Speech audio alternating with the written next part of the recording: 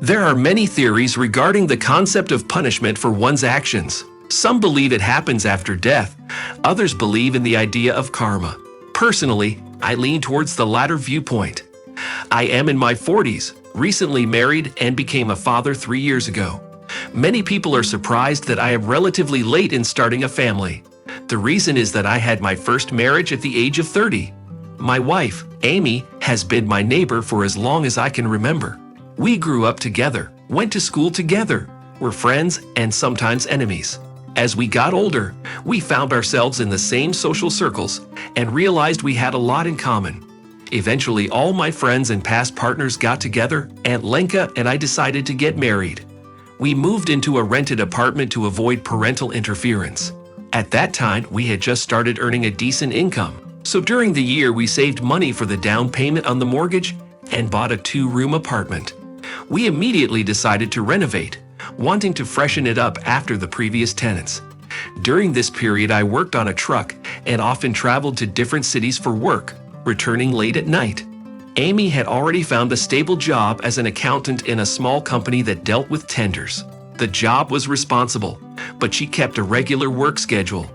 That way, she had more contact with the renovators, and I trusted her judgment when it came to design choices. She seemed knowledgeable in these matters, always researching different drills, their quality and price before making a purchase. While I was on my usual business trip, the progress report on the renovation came down to wallpapering. Amy texted me that during her lunch break, she had gone with a handyman to the store to pick out wallpaper. In the evening, they planned to start wallpapering. When I arrived in the late afternoon, I found Ernest the handyman there. He told funny stories about difficult customers. In the end, we sat together, laughed, and said goodbye until the next day. Amy took the day off work to supervise the repair, and I had to get up at 6 in the morning, as usual, to earn a living. The work with Ernest was progressing quickly. He had finished putting up the wallpaper, and I found out that Amy had consulted with him about buying a new closet. They even sent me pictures for my approval. When choosing curtains, we followed the same process, making the choice together. They even pick out curtains together. When I asked Amy if they were friends, she confirmed it and mentioned that they exchanged jokes. She offered to share those jokes with me so we could all laugh together. The renovations are finally done, but there are still some small debts that need to be paid off, as well as some things that need to be taken care of for our parents. I don't like having debts, so I told my wife that I would work without a day off until everything was paid off. She didn't mind and said she would also take a client who needed help with a tax report. For the past 2 months, I have only come home to eat, sleep, and spend time with my wife while working hard to pay off my debts. On my first day off in the morning, my wife surprised me with the news. She was pregnant. I was beyond thrilled and thought it was wonderful news. However, then she dropped the bombshell and announced that she wanted a divorce. I couldn't believe it and asked what she meant by that. She explained that she didn't want to have a baby right now.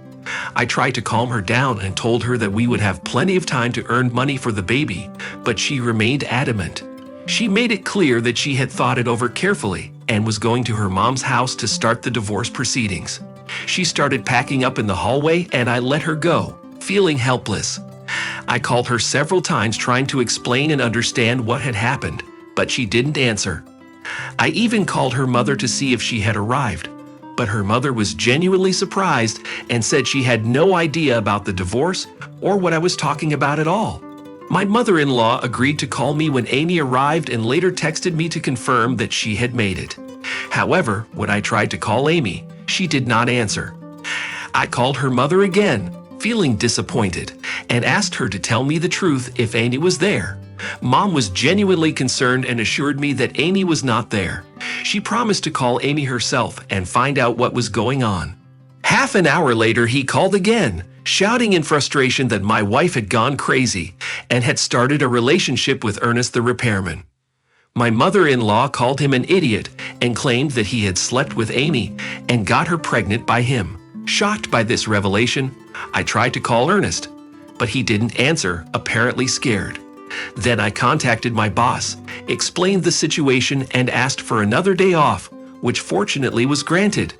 The next morning, I arrived at my wife's office and discovered that she had taken several days of vacation at her own expense. This made me angry, and I started looking for her friends on social media, but realized that she had already blocked me everywhere. Amy turned out to be a hustler.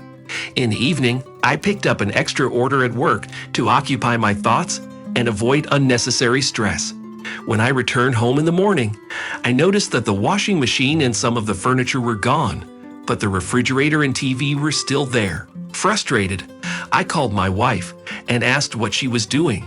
She defiantly replied that everything should be divided between two people, including this property. She even suggested that we split the money equally because I am a man, and it would be unfair if I kept everything. I angrily told her off and hung up the phone. At that moment, I realized it wasn't worth getting into a messy legal battle over a two-bedroom apartment. I decided to let go of the anger and resentment and instead focus on moving forward. I quickly sold the apartment, not wanting to even bring up the unpleasant memories associated with it.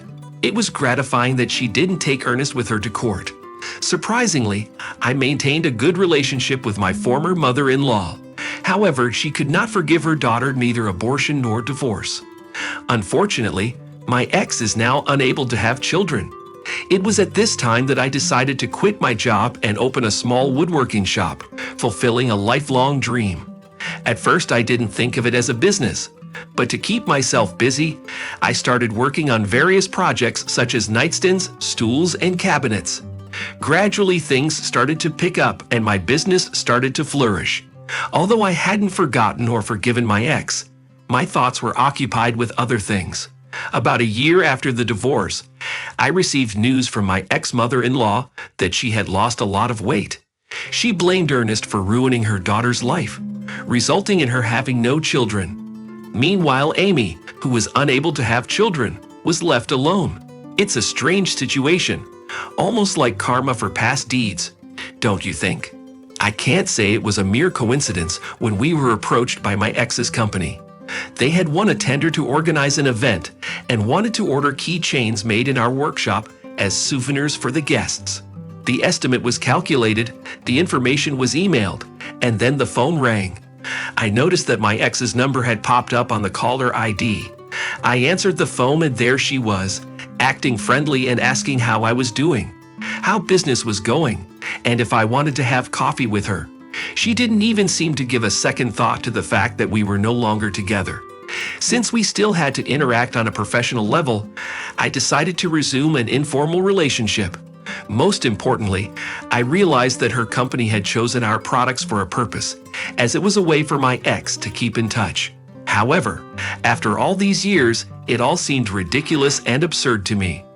I should have used my head earlier, but now I just wanted her to place the order and leave me alone.